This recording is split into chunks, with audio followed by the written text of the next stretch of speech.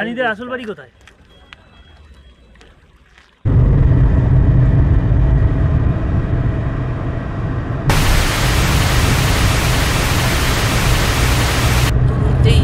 কিচ্ছু দেখা যাচ্ছে না সামনে। এই তো আমি বুক করে দিয়েছি বাড়ির থেকে। Good morning.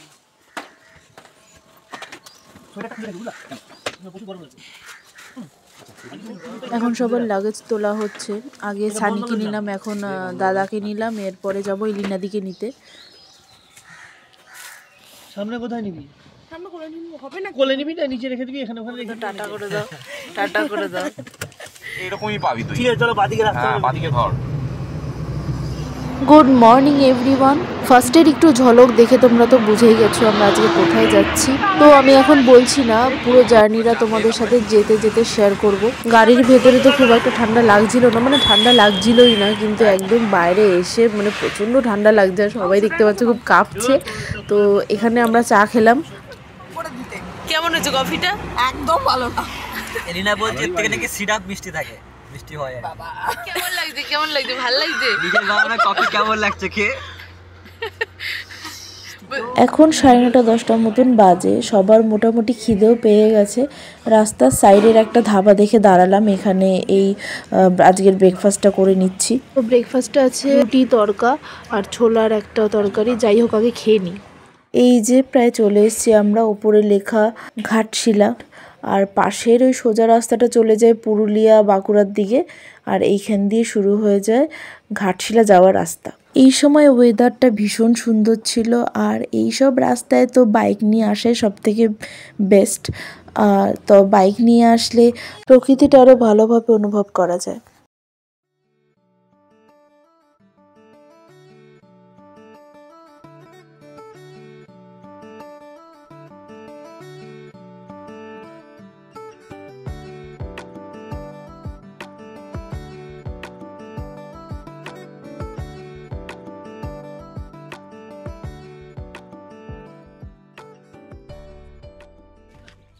আমরা চলে এসেছি ঘাটশিলার ফার্স্ট ভিউ পয়েন্টে। এটা হলো সানসেট পয়েন্ট।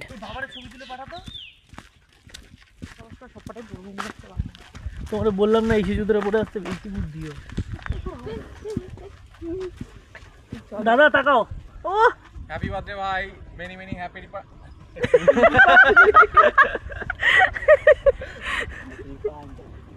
জায়গাটা বেশ সুন্দর।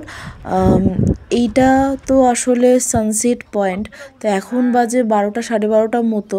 তো বিকালের দিকে আসলে হয়তো আরও সুন্দর লাগবে এই জায়গাটাতে। আর এটা হলো সুবর্ণরেখা নদী। তো তোমরা এখানে এসে কিন্তু একবার ঘুরে যেতে পারো। এখানে অনেক ওয়াটারফলস আছে, যেমন Dharagiri waterfalls, Surusuri waterfalls, Burundi lake, Chhota Banki dam. আমাদের সময়ের অভাবে তো আমরা যেতে পারিনি এইবার, কিন্তু পরের বার অবশ্যই যাব।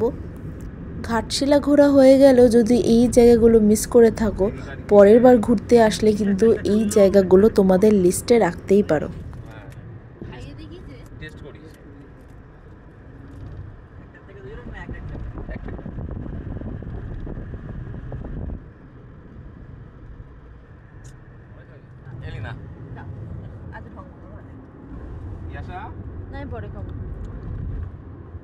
এখন হচ্ছে আমাদের এই গাড়িতেই লাঞ্চ। জয়নগরের মোয়া, চিপস, বিস্কুট এইসব দিয়ে।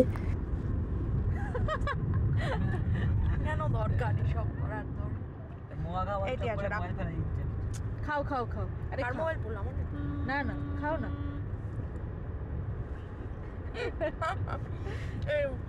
বিয়ে বাড়িতে খেতে বসে ক্যামেরাম্যান ঘুরে অন্য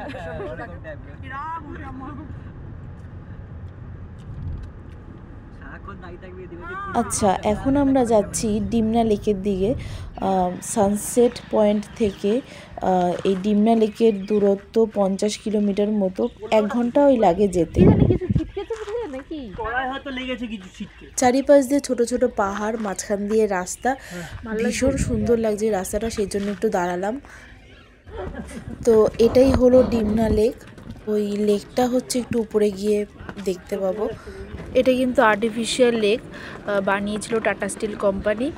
এর আশেপাশে পিকনিক স্পটও আছে।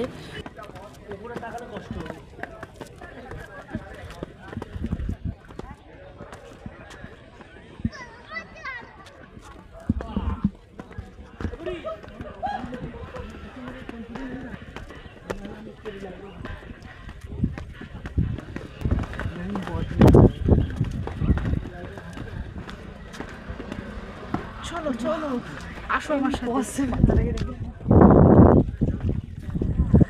চারিপাশটা ভীষণ সুন্দর লাগছে, দূরে দেখতে পাচ্ছ ছোট ছোট পাহাড়, আর দূরে পাহাড় না মানে খুব একটা স্পষ্ট দেখা যাচ্ছে না, একটু কুয়াশা ছিল তাই। এমনি এত সুন্দর একটা ফুরফুরে হাওয়াতে বেশ ভালো লাগছে। তোমরা যদি এই ঝাড়খণ্ডের ডিমনা লেকের এখানে আসো তাহলে কিন্তু চান্দিল ড্যামে কিন্তু অবশ্যই যেও। মানে এখান থেকে ড্যামের দূরত্ব ওই 35 কিলোমিটার মতো, খুব বেশি হলে 1 ঘন্টা মতো সময় লাগবে যেতে। এখন আমরা যাব দলমা ওয়াইল্ড লাইফ সেঞ্চুরিতে, তো সেইটা এখানে অ্যাড করলে অনেকটা বেশি বড় হয়ে যাবে, এই জন্য ওই পার্টটা আলাদা করে দেবো। এই ভিডিওটা তোমাদের কেমন লাগলো অবশ্যই জানিও, ভালো লাগলে লাইক শেয়ার অ্যান্ড সাবস্ক্রাইব অবশ্যই করে দিও।